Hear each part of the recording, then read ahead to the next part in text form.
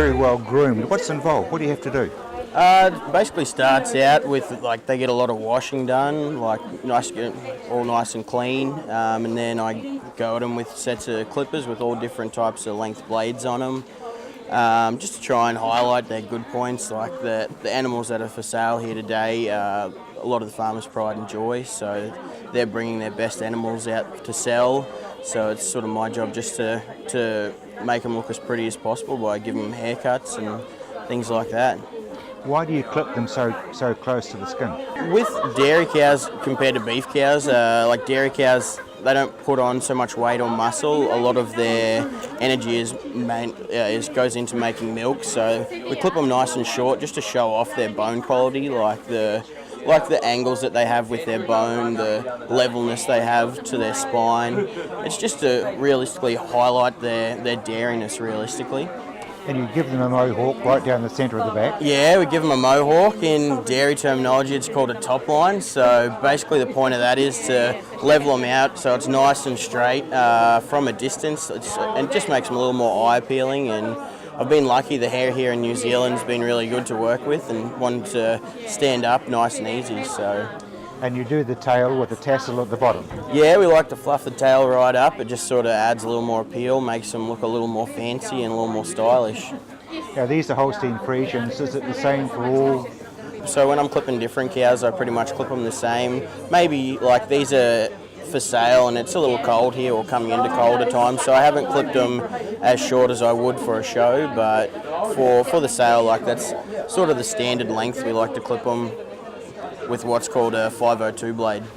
So you're a full-time groomer? Yeah, full-time groomer.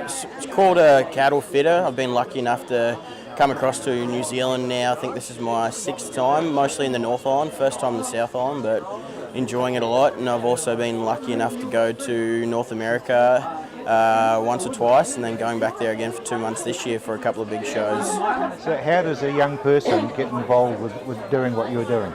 Oh, I guess you just really have to have a love of showing cows, and a few people said it's an art, and I think it is nearly an art to try, and you are creating something. You have like a base product, and you can change them in ways by the way you work with the hair and shaping the hair and stuff like that to make them look the best they can, really. And I guess I was lucky enough to get into it. My family's have been 4th generation dairy farmers in North Queensland near Cairns in Australia. In the past 4 years I've been living in Victoria on a stud farm there, Blue Chip Genetics. We've had some really nice show cows, and it's just a passion realistically to work with them. And I guess it's like anything, you just want to try and better yourself all the time at what you're doing, and I think once you stop trying to better yourself, you probably should stop, because if you're not trying to get better and better all the time, you're probably not enjoying it as much. So I'm lucky enough that I enjoy it and can just try and keep getting better and better. Are there many people doing it? Probably as a profession in Australia, there would maybe be a max of 5 people that do it full time throughout the year. But certainly once you get into, say, North America and Canada, like there's certainly a lot more people that do it, just purely because there's a lot more shows and a lot more sales in that area. Well done. The cattle are looking very impressive. Thank you very much. Hopefully they all sell very well for their owners today. They've all been tremendous help here at the sale, so thank you very much.